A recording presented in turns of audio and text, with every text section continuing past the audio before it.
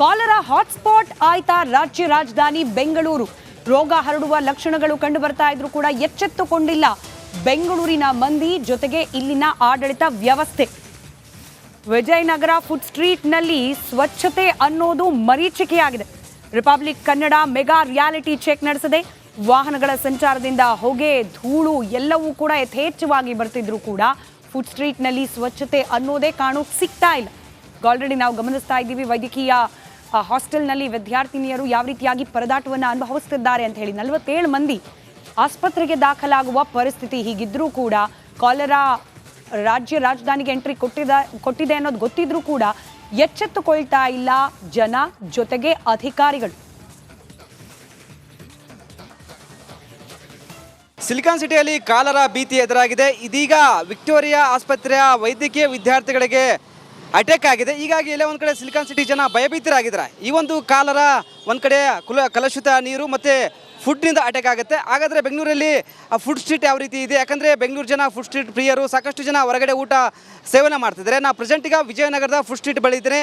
ಈ ಒಂದು ಭಾಗದಲ್ಲಿ ನೋಡ್ತಿರ್ಬೋದು, ಸಾಕಷ್ಟು ಜನ ಈ ಹೊರಗಡೆ ತಿಂಡಿ ಊಟ, ಸ್ನ್ಯಾಕ್ಸ್ ಆಯಿತು, ಇಡ್ಲಿ, ವಡೆ, ದೋಸೆ, ಮತ್ತೊಂದು ಕಡೆ ಪಡ್ಡು, ಹೀಗೆ ನಾನಾ ಥರದ ಈ ಒಂದು ಫುಡ್ ಸ್ಟ್ರೀಟಲ್ಲಿ ಸಿಗುತ್ತೆ.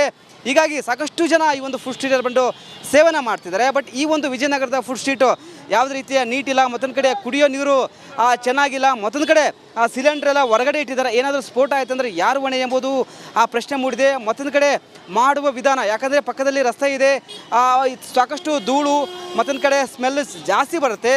ಪಕ್ಕದಲ್ಲಿ ಅವರು ಪೂರಿ ಮಾಡ್ತಾರೆ, ಮತ್ತೊಂದು ಕಡೆ ಎಣ್ಣೆ ಯಾವ ರೀತಿ ಯೂಸ್ ಮಾಡ್ತಾರೆ ಅದು ಕರೆಕ್ಟಾಗಿ ಚೆನ್ನಾಗಿ ಕಾಣ್ತಿಲ್ಲ. ಮತ್ತೊಂದು ಕಡೆ ಇಲ್ಲಿ ಮಾಡುವ ವಿಧಾನ ಸರಿಯಾಗಿಲ್ಲ ಮತ್ತು ಕಲುಷಿತದಿಂದ ಈ ಒಂದು ನೀರು ಕೂಡಿದೆ ಮತ್ತು ಫುಡ್ಗಳು ಈ ರೀತಿ ಇಲ್ಲಿ ತುಂಬ, ಯಾಕಂದರೆ ಆರೋಗ್ಯ ಇಲಾಖೆ ಈ ಒಂದು ಫುಡ್ ಸ್ಟ್ರೀಟ್ಗಳಿಗೆ ಮಾರ್ಗಸೂಚಿ ನೀಡಬೇಕಾಗತ್ತೆ. ಯಾಕಂದರೆ ಮಾಡುವ ವಿಧಾನ ಸರಿಗಿಲ್ಲ. ಪಕ್ಕದಲ್ಲಿ ರಸ್ತೆ ಇದೆ, ಧೂಳು ತುಂಬ ಬರುತ್ತೆ.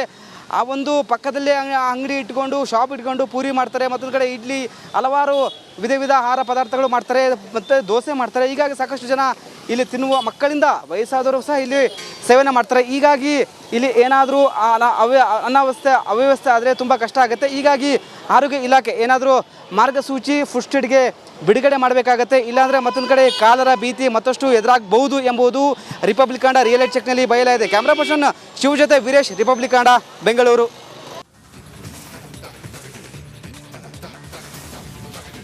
ಚುನಾವಣಾ ಸಮಯದಲ್ಲಿ ಮಹದಾಯಿ ಹೋರಾಟವನ್ನ ರಾಜಕೀಯ ಪಕ್ಷಗಳು ತಮಗೆ ಅನುಕೂಲ ಆಗುವ ರೀತಿಯಲ್ಲಿ ಬಳಸ್ಕೊಳ್ತವೆ. ಆದರೆ ಈಗ ಮಹದಾಯಿ ಹೋರಾಟಗಾರರು ರಾಜಕೀಯದ ಒಂದು ರಣತಂತ್ರ, ಒಂದು ಭಾಗ ರಾಜಕೀಯಕ್ಕೆ ಎಂಟ್ರಿ ಕೊಟ್ಟಿದೆ. ಈ ಕುರಿತಾಗಿ 1 ನಿಮಿಷದ ವರದಿ ಇದೆ, ನೋಡೋಣ ಬನ್ನಿ.